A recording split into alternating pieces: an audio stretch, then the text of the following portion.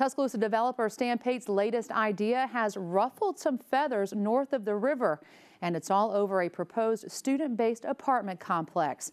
WVOA 23's Chelsea Barton spoke with Pate and those opposed to it today. She's live in our studio with more on what they had to say. Chelsea?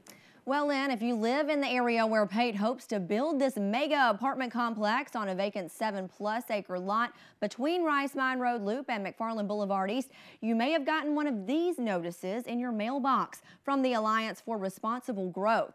The front of it reads, "Without your involvement, our part of Tuscaloosa could look like this." And of course, it shows their traffic backed up due to construction.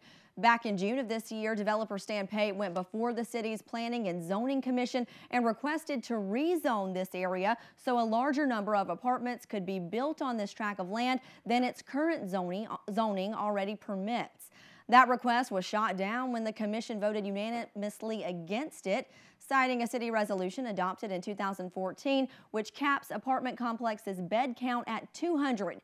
Pate's proposed complex far exceeds that. Now he plans to take his rezoning request to the Tuscaloosa City Council, who has the power to override the Planning and Zoning Commission.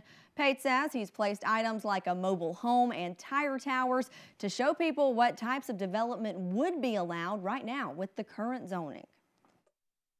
It's not the role of government to try to manipulate the markets, not the role of government to try to get beyond what it should be doing in property owners' rights. They're going to limit the number of steakhouses. A couple of steakhouses in town struggling.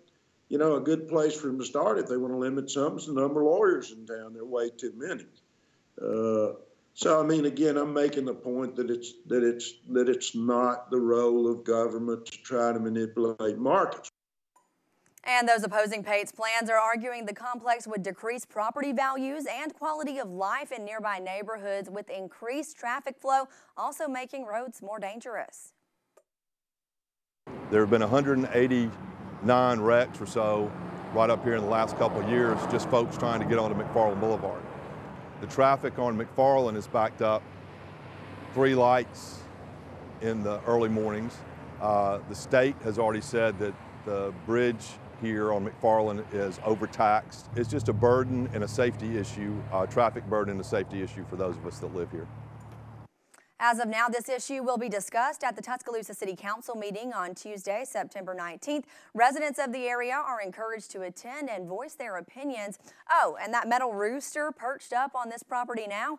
Pate says it's there because, according to Chinese zodiac calendar, 2017, like his birth year, 1957, is a year of the rooster. We'll definitely see more unfold on this issue in weeks to come. Live tonight, I'm Chelsea Barton, WVUA 23 News.